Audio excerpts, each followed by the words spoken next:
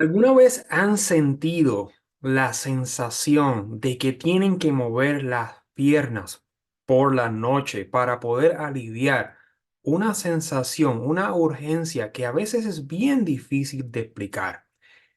Quiero que sepan que no están solos. Ustedes tienen lo que se llama el síndrome de las piernas inquietas o lo que se llama por sus siglas en inglés el RLS. Ese va a ser el tema de hoy. Mi nombre es el Dr. Saya, soy neurólogo e internista, especialista en desórdenes de movimiento.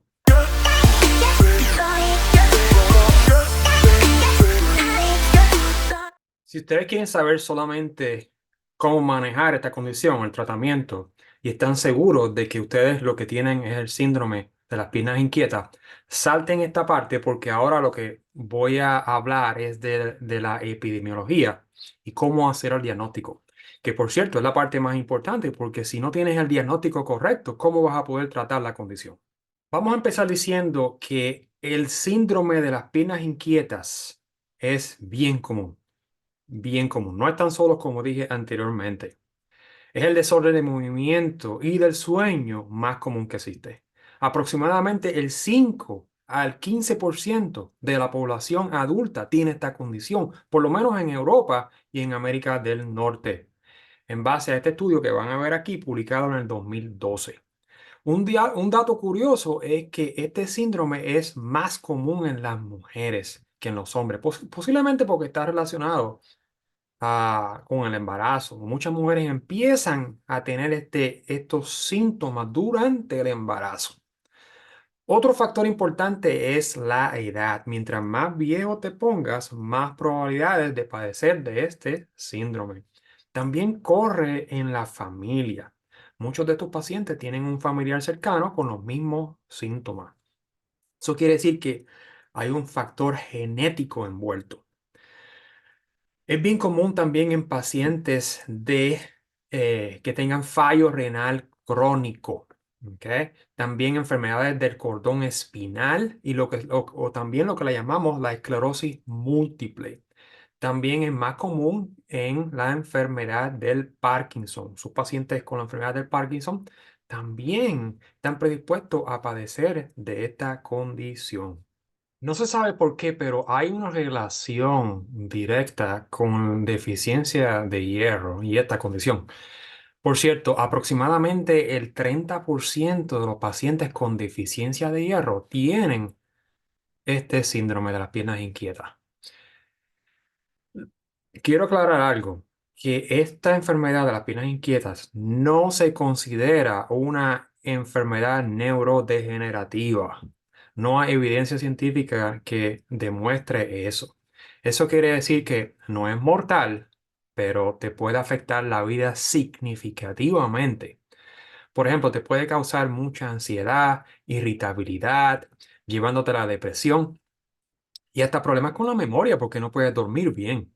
No voy a hablar ahora por qué esto sucede, por qué este síndrome ocurre, porque no se sabe bien, no se entiende bien. Lo más importante ahora mismo es que ustedes entiendan cómo se hace el diagnóstico y cómo se trata esta condición. Ahora vamos a hablar de cómo identificar este problema, cómo hacer el diagnóstico.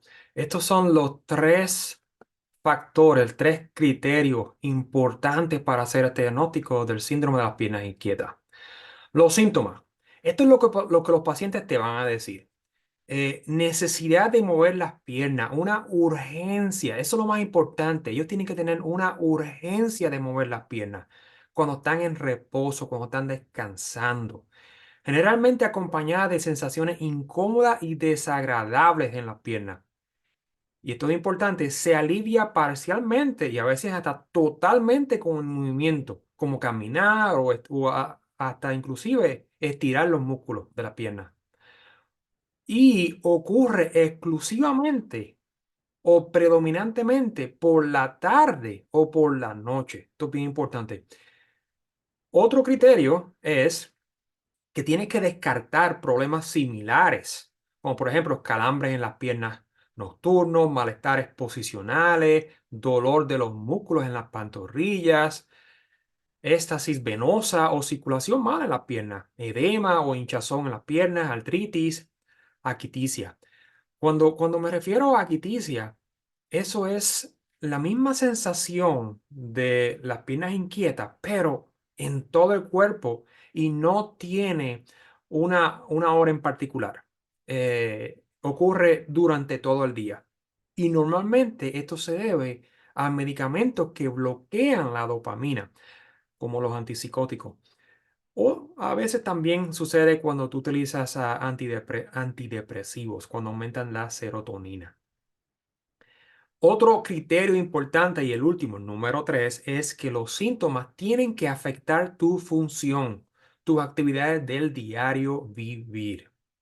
Recuerden, para tener el diagnóstico, que es un diagnóstico que, que básicamente se puede hacer por el teléfono, siempre y cuando puedas descartar estas condiciones aquí, que ven aquí, necesitan los 3 criterios para tener el diagnóstico. Ahora vamos a hablar del tratamiento, de qué hacer cuando tienes ya el diagnóstico. A mí me gusta dividir el tratamiento en etapas, en pasos. El primer paso, la primera etapa es verificar los medicamentos que estás tomando. Eso es lo más simple, lo más sencillo, es chequear la lista de tus medicamentos y verificar qué medicamentos podrían estar exacerbando esta condición o causando esta condición. Muchas veces los médicos, incluyéndome a mí, al tratar de ayudar para una condición, empeoran otra. Eso sucede muchísimo. Por eso es bien importante que empiecen esto verificando la lista de sus medicamentos. Por ejemplo, hay ciertos medicamentos que están bien relacionados con esta condición, como por ejemplo la mirtazapina, que la van a ver el nombre aquí, lo voy a poner aquí, mirtazapina. Otro medicamento que se relaciona es lo que le llamamos aquí en Estados Unidos Cymbalta, que el nombre genérico es la dulocetina, que la van a ver aquí también. Si ustedes necesitan un antidepresivo y tienen esta condición, y la condición es bien severa, hablen con su médico si es posible poder cambiar el antidepresivo que están utilizando por la bupropiona. Bupropiona, lo van a ver aquí, bupropiona. Que este medicamento no esté relacionado con este síndrome de las piernas inquietas.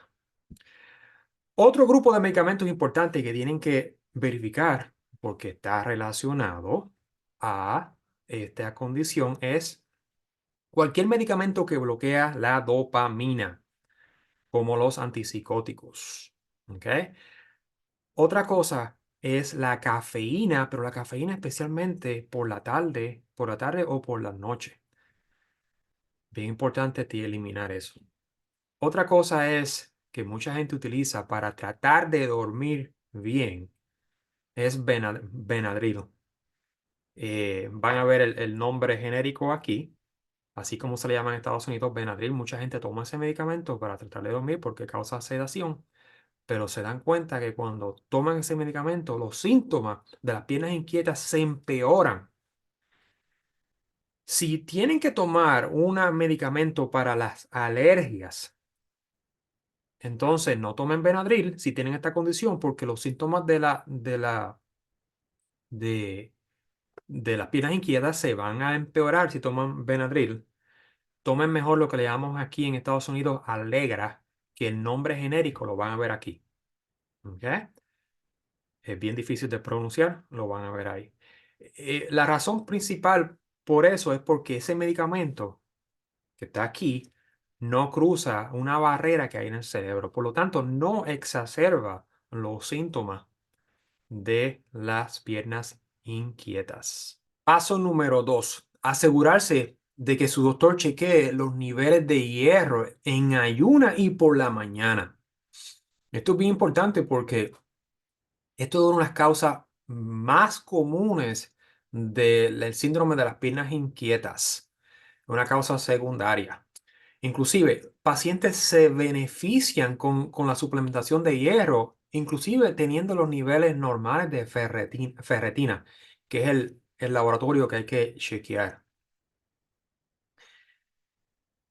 Otra cosa es que bien importante es que Los laboratorios tienen que ser evaluados por un experto en el área para poder entenderlos, y tener una buena interpretación de estos estudios.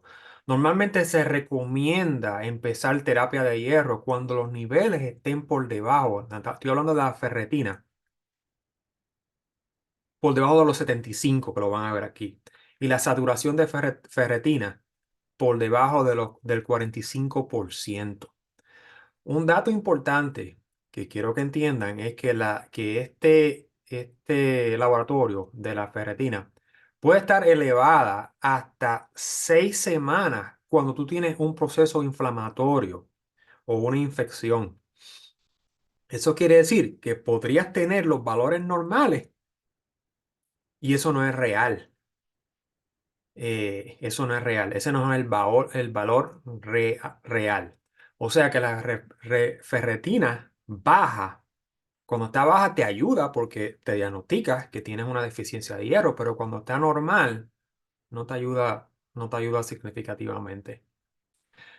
Un régimen común que se utiliza cuando los valores de hierro están anormales en base a tu edad es el sulfato ferroso, que lo van a ver aquí, sulfato ferroso, una dosis de aproximadamente 325 miligramos al día con vitamina C para aumentar la absorción.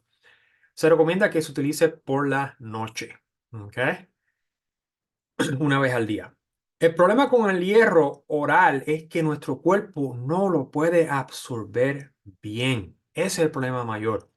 Especialmente si la ferretina, ese laboratorio que le estoy diciendo, está por encima de los 75. Muchos expertos dicen que cuando la ferretina está por encima de los 75, no pierdas el tiempo dándole al paciente suplementos orales de hierro. Esos pacientes van a requerir infusiones de hierro, porque es una pérdida de tiempo, porque ellos no van a absorber oralmente hablando. Entonces, cuando esté por encima de los 100, ese valor de la ferretina esté por encima de los 100, puedes parar el hierro y volver a evaluar, volver a chequear el valor en aproximadamente 3 a 4 meses, otra vez para saber. Si los síntomas son severos y el hierro no se puede absorber oralmente, como dije anteriormente, entonces vas a tener que vas a tener que, que, que obtener infusiones de hierro por vía intravenosa. Un régimen común que se utiliza es con este medicamento que se le llama la carboximaltosa férrica. Lo puedes utilizar 500 miligramos, dos dosis. Por ejemplo, una dosis hoy y una dosis en una semana. ¿Ok? Hay mucha gente que utiliza una sola dosis de 1000 miligramos una sola vez.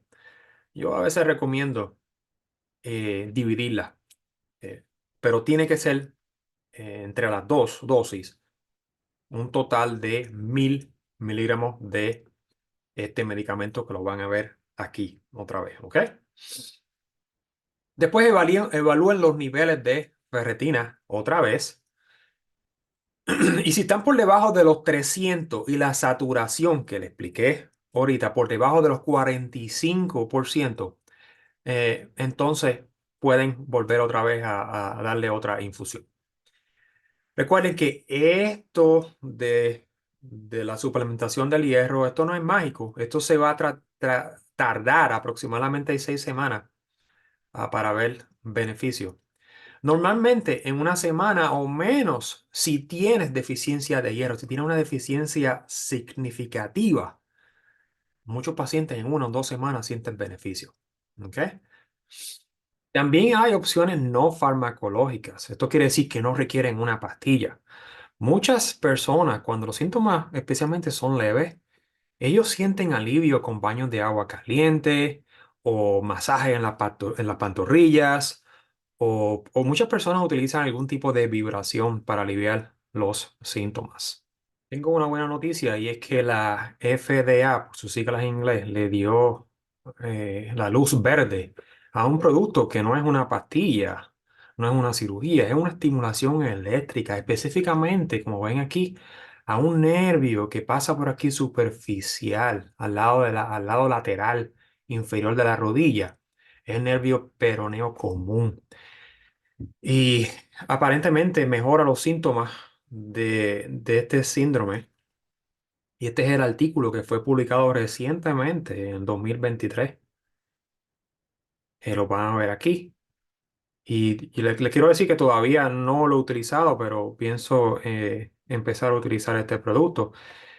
Si quieren saber más de este producto, la información, ustedes pueden ir a este sitio web que está aquí y más información va a estar eh, en la descripción de este video.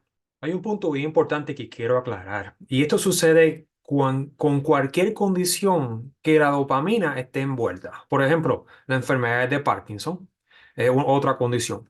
Lo que quiero decir es que tienen que tener mucho cuidado con lo que se llama el efecto placebo. El efecto placebo. Eso quiere decir que estas condiciones que la dopamina está relacionado, el solo hecho de pensar que algo te va a ayudar te va a ayudar, porque de alguna manera aumenta la dopamina. Y por eso es que es bien difícil conseguir un buen tratamiento para estas condiciones. Tengan mucho cuidado cuando ustedes evalúen un estudio. Tienen que saber cómo interpretar el estudio y saber qué tanto el efecto placebo está afectando los resultados. Ahora vamos a hablar qué es lo que ustedes pueden hacer cuando lo que dije anteriormente no les hace nada. Estamos hablando de cuando los síntomas son significativamente severos, pero lo primero que voy a hablar es cuando son intermitentes, o sea, cuando no son todos los días, cuando son intermitentes. Lo que voy a recomendar en estos casos es el uso de la carbidopa-levodopa, que es el mismo medicamento que se utiliza para los pacientes de la enfermedad de Parkinson. Carbidopa-levodopa. La dosis es de 25, 100 miligramos. 25, 100 miligramos. Ustedes pueden tomar media tableta, y pueden aumentar si necesitan después de unos cuantos días a una tableta completa.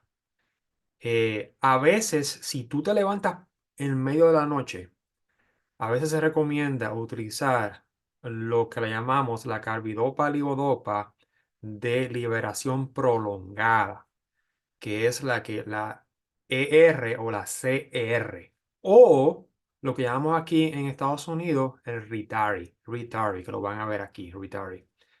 El Ritari es una combinación de un tercio de liberación inmediata y dos tercios de la liberación prolongada en una cápsula. Por cierto, este medicamento es bien caro, pero a mí me gusta, bien efectivo en términos de que los pacientes tienden a tolerar este medicamento mejor que la carbidopa-levodopa regular, normalmente hablando. El problema es que cuando tú utilizas este medicamento, la levodopa, muy frecuente, casi todos los días o todos los días, ocurre un fenómeno que se llama en inglés augmentation, que básicamente es una intensificación de los síntomas. Los síntomas del síndrome de las piernas inquietas se empeoran. Ahora no solo te afecta a las 7 de la noche, te está afectando a las 5 de la tarde. Y ahora te afecta a las manos también. O sea que hay una exacerbación de los síntomas. Y esto se ve más común con los años y específicamente con el uso de la levodopa o los agonistas de la dopamina que vamos a hablar pronto. Esto ocurre aproximadamente el 70% de los pacientes después de muchos años tomando estos medicamentos. Otro medicamento que se puede utilizar cuando tus síntomas son intermitentes, o sea, una vez a la semana, algo así, es el uso de acetaminofén. Aquí le llamamos Tylenol número 3 cuando está mezclado con codeína. ¿Ok? Tylenol número 3, que es acetaminofén cuando está mezclado con codeína. Otro medicamento que podemos utilizar intermitentemente también en estos casos es el uso de tramadol. Ese medicamento también se puede utilizar. Yo utilizo normalmente 50 miligramos o 100 miligramos en la noche. Por ejemplo, cuando te da ese malestar en las piernas, tú lo tomas y eso te puede ayudar también. O sea que hay ciertas opciones para los pacientes cuando tienen problemas intermitentes. Ahora vamos a hablar de cómo tratar a esos pacientes cuando los síntomas son persistentes. Cuando digo persistente, quiero decir todos los días o casi todos los días.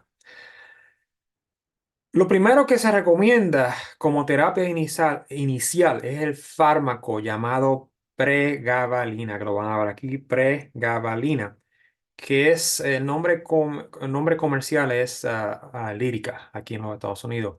Otro medicamento que por cierto es bien caro, el nombre comercial es Horisant, empieza con H, Horisant, que es una gabapentina, pero de larga duración, una gabapentina de larga duración. Se absorbe bastante bien. Y estos son los dos tipos de medicamentos que preferimos antes de tratar los agonistas de la dopamina, que van a ver aquí los agonistas de la dopamina, que son normalmente tres que utilizamos, estos tres que van aquí. Hay ciertas excepciones que las voy a discutir después. La razón principal por qué seleccionamos primero, hoy en día, en el 2024 que estamos ahora, es porque estos dos medicamentos, la pregabalina y la gabapentina, no están relacionados con el fenómeno que les describí, que se llama en inglés augmentation, que es la exacerbación de los síntomas de este síndrome de las piernas inquietas. Estos dos medicamentos no están relacionados con eso. También es mucho más común padecer de los trastornos de control de impulso con los medicamentos como los agonistas de la dopamina. Eso no se ve con estos dos medicamentos, la pregabalina y la gabapentina. Normalmente eso no se ve con estos dos medicamentos. Ahora bien, ¿cuáles son los efectos secundarios más comunes de estos medicamentos, la pregabalina y la gabapentina? El más común y el más que muchas veces les importa a los pacientes es que pueden aumentar de peso. El promedio de peso aumentado es alrededor de 10 libras, 9 libras. Pero también puede causar sedación, que es otro efecto secundario bien común, que los pacientes se quejan de eso, especialmente los pacientes sobre los 65 años. Es por eso que tiene que empezar con una dosis bien bajita y progresivamente aumentar. Ahora bien, si tú padeces de obesidad o si para ti es bien importante mantener un peso, entonces estos dos medicamentos que acabé de hablar no van a ser una buena idea porque te van a aumentar el peso. Eso es una razón. Otra razón es, si tienes la enfermedad de Parkinson, es mejor utilizar los agonistas de la dopamina, especialmente si tienes movimientos periódicos de las piernas al dormir, que es otra condición que responde muy bien a los agonistas de la dopamina. Que van a ver esos medicamentos, van a verlos aquí, que son estos tres que utilizamos más común. ¿Ok? Pero normalmente esa es mi segunda opción. Este grupo de medicamentos es mi segunda opción, a menos, número uno, que como dije anteriormente, que estés obeso, que no tengas, que tengas la enfermedad de Parkinson, eso es otra razón, y que tengas movimientos periódicos de las piernas al dormir. ¿Ok? Es bien importante tomar estos medicamentos 2 horas antes del comienzo de los síntomas. Si no, esto no va a ayudar ¿Ok? Eso es bien importante. Tienen que tomar estos medicamentos. Y estoy hablando de si van a empezar la pregabalina o la gabapentina de larga duración o o los agonistas de la dopamina, tienen que tomar estos medicamentos 2 horas antes de empezar los síntomas. Eso quiere decir que si tus síntomas son a las 8 de la noche y normalmente empiezan como a las 8 de la noche, entonces tómate la pastilla 2 horas antes, a las 6 de la tarde. ¿Ok? Bien importante. La mayoría de los pacientes cuando vienen a nuestra oficina ya han tratado estos medicamentos. Cuando me refiero a estos medicamentos, me refiero a la gabapentina y a sus primos hermanos, que el primo de la gabapentina es la pregabalina. Estos pacientes ya han tratado esos medicamentos. Pues esos pacientes, otra opción que tiende a ser bastante efectiva, pero muchos médicos, muchos proveedores tienen miedo de prescribir estos medicamentos porque hay un riesgo de adicción, pero quiero decirles que el riesgo de adicción en estos pacientes con estos síndromes es mínimo. ¿Ok? Estoy hablando del uso de los opioides en pacientes con la enfermedad de las piernas inquietas. Como dije anteriormente, bien efectivo. Y normalmente no se requiere que se aumente la dosis, diferente a los pacientes con dolor. O sea, este es otro tipo de paciente. Estos pacientes, la dosis de opioide es mínima, mínima. Y casi nunca, yo no puedo decir nunca, pero casi nunca, esos pacientes requieren aumentar la dosis. Mantienen una dosis bajita y sin ningún efecto secundario por muchísimos años. Es bastante efectiva para tratar esta condición. El problema más común que uno tiene con los opioides es el estreñimiento. El estreñimiento. Y esto no está en los libros, pero muchos médicos o proveedores de la salud tienen un estigma erróneo de los pacientes que están tomando opioides para este síndrome. Y esto no se aplica para los pacientes que están tomando opioides para el dolor. Como dije anteriormente, esto es totalmente distinto. ¿Ok? Ahora bien, bien importante, si van a utilizar opioides, asegúrense que su doctor haya descartado la apnea del sueño, porque si ustedes empiezan a tomar estos medicamentos, la apnea del sueño se puede empeorar. Y eso mismo aplica a unos tipos de medicamentos que yo no utilizo mucho, casi nunca utilizo, que también se pueden utilizar para los pacientes con este síndrome, que son las benzodiazepinas. Y la razón principal por qué a mí no me gusta utilizar las benzodiazepinas para esta condición es porque tenemos otros medicamentos y porque esos medicamentos causan muchos balances, te sientes como que lento mentalmente. Y yo trato mejor de utilizar otros medicamentos con menos efectos secundarios, especialmente si tienes más de 65 años. Otro tipo de tratamiento que podríamos considerar es el uso de las inyecciones de toxinas botulínicas. La, la, la data que tenemos disponible es mixta, o sea que la información que tenemos disponible, los estudios son limitados. Eso mismo aplica también para el uso de la marihuana con este síndrome de las piernas inquietas. Estén pendientes porque voy a poner un video de cómo tratar el síndrome de las piernas inquietas cuando estás embarazada. Antes de terminar, quiero que vean las guías de práctica en base a la evidencia científica disponible. Este documento fue preparado por la Academia Americana de Neurología en el 2016 y revisado en el 2022. El link va a estar disponible en la descripción abajo de este video. Quiero que vean la evidencia, una evidencia bien fuerte que hay con estos medicamentos, que es la gabapentina, como dije anteriormente, de larga duración. El Prami también. Y la pregabalina aquí, evidencia leve, pero esto posiblemente vaya a cambiar. Y lo que les dije de la infusión de hierro, ¿ok? Que lo ven aquí. Especialmente cuando el hierro, el ferritin, la ferritina, está por debajo de los 75, ¿ok? Para resumir, la elección del medicamento que vas a utilizar para tratar esta condición depende de muchos factores, incluyendo el costo y otras enfermedades que tengas al mismo tiempo. En otras palabras, cómo seleccionar el paciente y el medicamento apropiadamente requiere conocimiento de muchas áreas.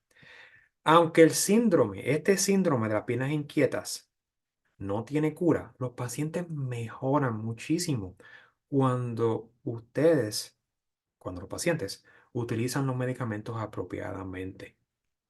Si te gustó este video, no se olviden de suscribirse a mi canal. Los veo pronto.